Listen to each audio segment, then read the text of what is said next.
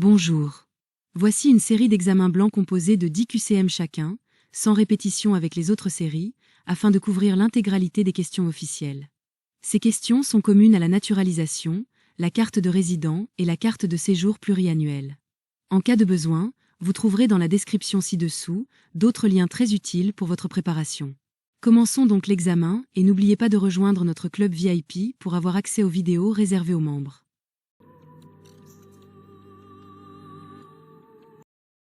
Bonjour.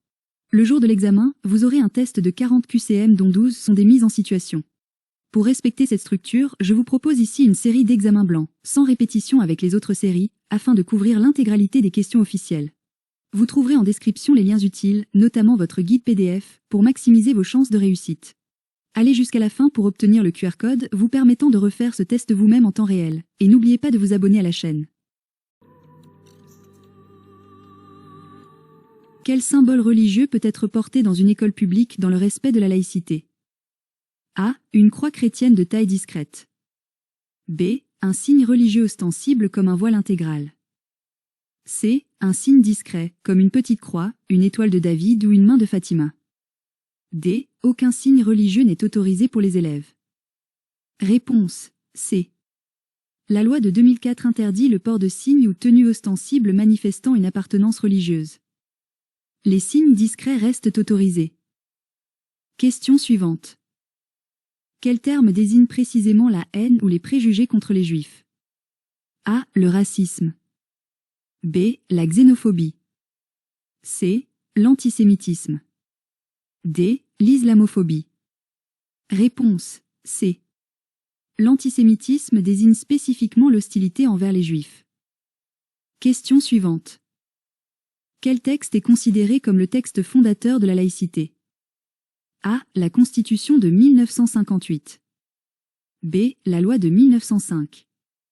C. La Déclaration des droits de l'homme de 1789. D. Le Code de l'éducation.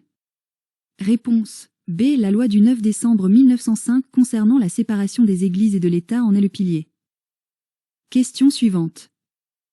Quelle institution française doit rester neutre en matière de religion? A. Les entreprises privées. B. Les associations cultuelles. C. L'administration publique. D. Les partis politiques. Réponse C. La neutralité religieuse est une obligation pour l'ensemble des services publics et leurs agents. Question suivante. Qui a composé l'hymne de l'Union européenne? A. Ludwig van Beethoven. B. Wolfgang Amadeus Mozart. C. Franz Schubert. D. Georg Friedrich Händel. Réponse A. L'hymne est l'ode à la joie de Beethoven. Question suivante. Quand est célébrée la journée de l'Europe? A. 1er janvier. B. 9 mai. C. 14 juillet. D. 26 décembre. Réponse B. Elle commémore la déclaration Schuman du 9 mai 1950. Question suivante. Quelle île fait des Antilles françaises? A. La Corse. B. La Réunion. C. La Martinique. D. Tahiti. Réponse C.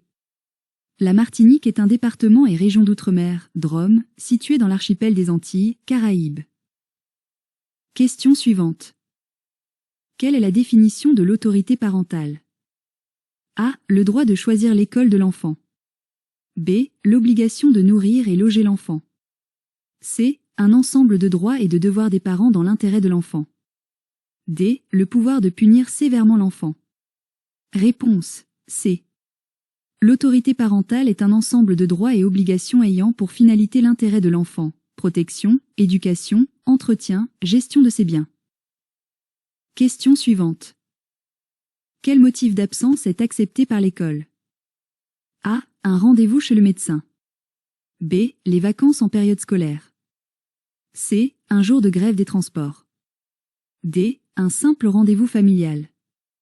Réponse A. Les absences ne sont excusées que pour des motifs légitimes. Maladie de l'enfant, maladie contagieuse d'un proche, réunion solennelle de famille, empêchement résultant de la difficulté accidentelle des communications.